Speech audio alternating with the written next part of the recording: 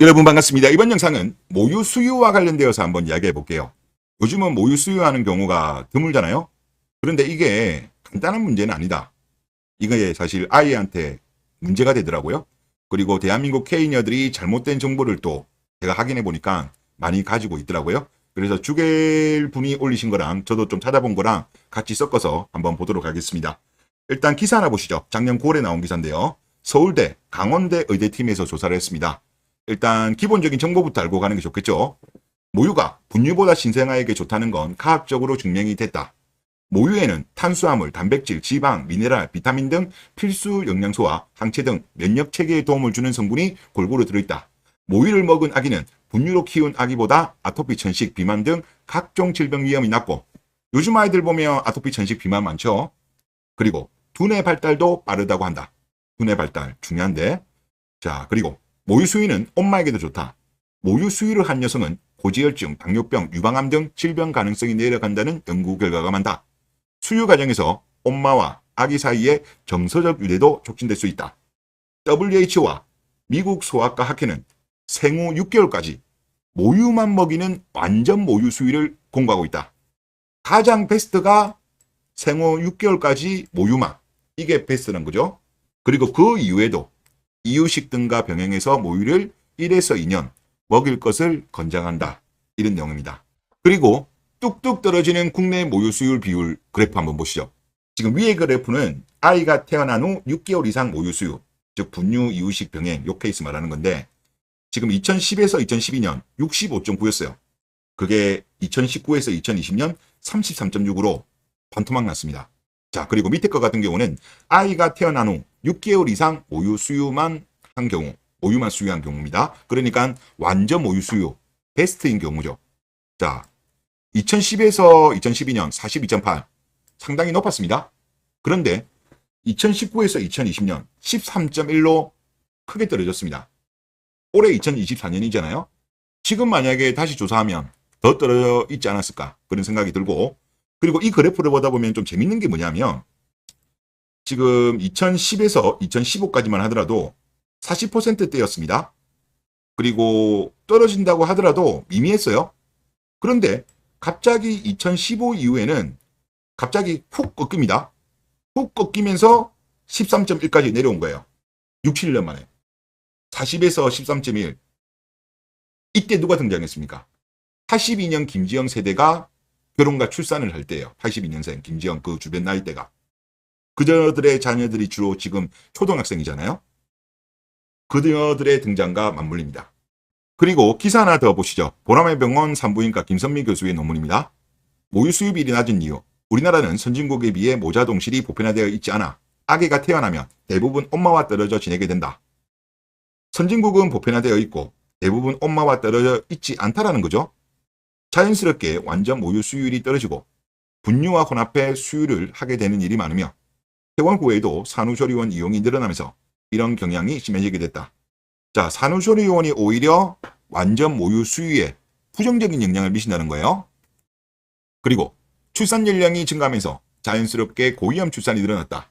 이로 인해 산모가 약물을 복용하는 경우 약물이 모유로 아기에게 이행될 수 있다는 우려로 수유를 중단하는 경우가 있고, 그리고 고위험 출산의 경우 노산은 산후합병증 발생 비율이 높아 산모가 모유 수유를 하기 어려운 상태에 처하거나 입원 기간이 늘어나면서 초반 모유 수유가 어려워지는 경우, 혹은 조산을 하여 아기가 신생아 중환자실에서 장기간 입원 치료를 받게 되어 직접 수유가 이루어지지 못하는 경우에도 모유 수유 실패로 이어질 확률이 높다.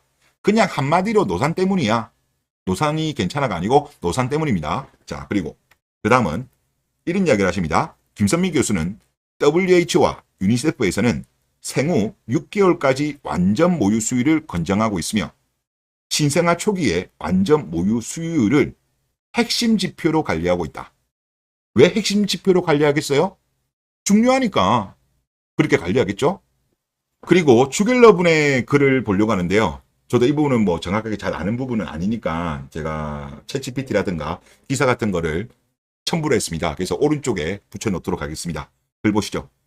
모유 수유의 고단함은 조금 불편한 자세로 TV를 시청하는 정도이며 이것을 1점이라고 가정했을 때 분유 수유의 고단함은 5에서 15점 정도로 볼 수 있고 이유식보다 간편하다는 것은 설명할 필요도 없다. 그런데 5배에서 15배나 편한 모유 수유를 선택하는 비율은 15에서 33%에 불과하다. 왜 그럴까? 바로 한국 여자 때문이다. 한국 여자의 천박한 내면, 자존감은 타인의 평가에 쉽게 흔들리며 자주성이 낮아서 모유 수유는 전문가에게 배우면 된다는 인식이 요초와 맘카페에서 진리처럼 공유되고 있다.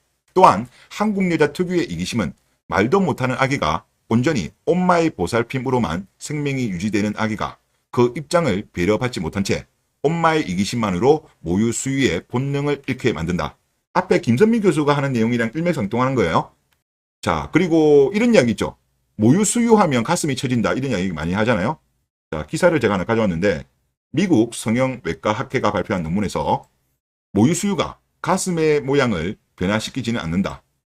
여성의 가슴 처짐은 오히려 임신 횟수와 연관이 깊다는 것이 해당 논문 학자들의 주장이다. 자, 이 내용을 알고 가셨으면 좋겠고, 다시 돌아와서 무슨 이기십니까? 바로 산모가 가장 힘드니까 몸조리가 우선이다. 모유 수유하면 가슴이 처지는 거 아니냐? 이것은 한국 여자들의 특징이 드러나는 인식 때문이다. 가장 힘든 건 아기이고 산모가 힘든 이유의 50에서 80%는 노산 때문이다. 그 노산은 이기적이고 표독한 한국 여자가 스스로 선택한 거다. 그렇죠. 누가 뭐 칼 두고 협박한 거 아니잖아요. 대한민국 케이녀들이 늦게 결혼한 거는 본인 스스로가 선택한 거죠. 그리고 노산과 모유 수유의 실패 문제는 노산으로 인한 호르몬 불균형도 비중이 큰데 바로 육아 호르몬인 세로토닌 부족 증상이 나타난다. 전 지구인을 통틀어 집단적으로 산후 우울증을 고소하는 나라는 한국밖에 없는데 이것은 한국 여자 특유의 이기적인 청춘 경험과 노산으로 인한 세로토닌 부족이 야기한 한국 여자병이다. 요 관련된 내용 다 첨부했습니다. 그리고 산후 우울증 관련해가지고도 한번 미국 전신의학저널 내용을 보면 여기 논문에 따르면 모유 수유를 하는 여성들은 젖병으로 우유를 먹이는 여성보다 산후 우울증 진단을 받을 확률이 적다고 합니다. 즉 산후 우울증에도 긍정적이라는 거죠. 모유 수유가. 자, 다시 돌아와서 출산이 강력한 도파민 등 호르몬이 분비되어 산통을 이겨내게 해주는데 산후에 쏟아지는 호르몬은 세로토닌이다. 세로토닌은 차분한 행복감, 이타심, 배려심, 이해심, 정서 수용성 등 민감하게 해주는데 세로토닌이 특히 많은 사춘기 유의자들이 굴러가는 아기만 보고도 깔깔거리며 천진하게 행복한 이유이기도 하며 양보, 배려, 위로, 공감 등의 모성애의 요소들을 만들어준다.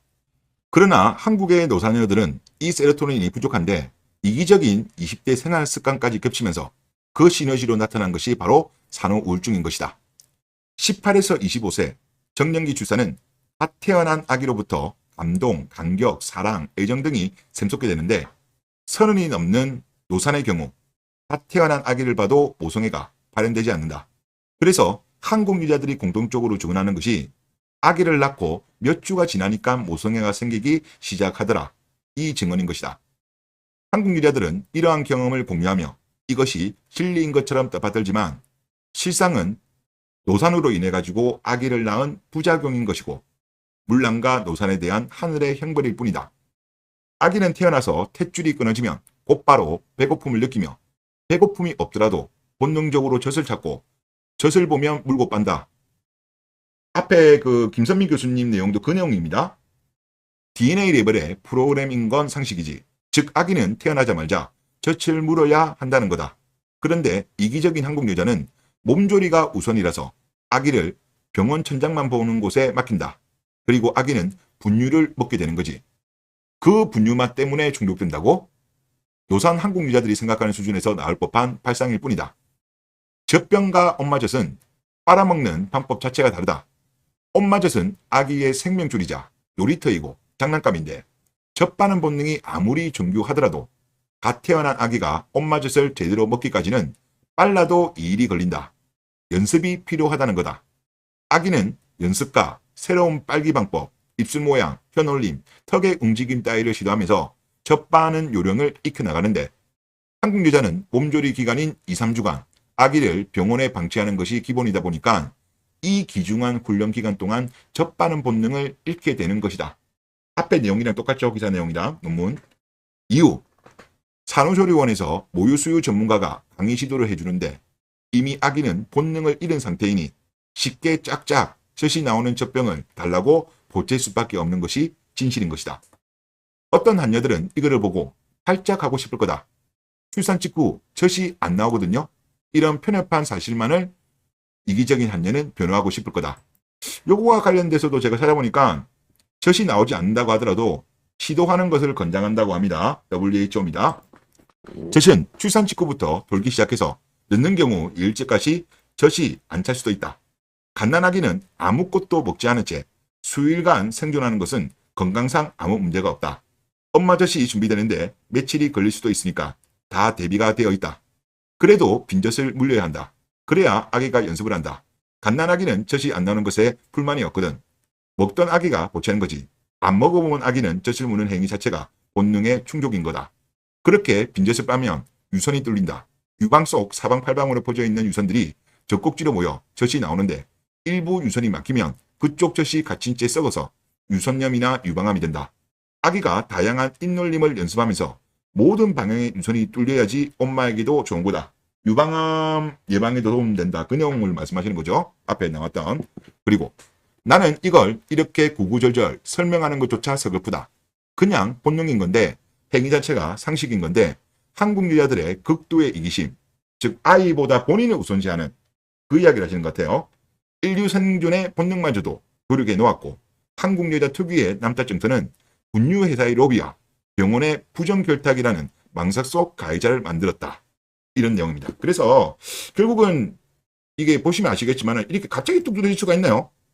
어떻게? 2013, 2015 이때부터 확 떨어져요. 이때부터 확실하게 결혼 연령, 출산 연령이 느려진 것도 있죠.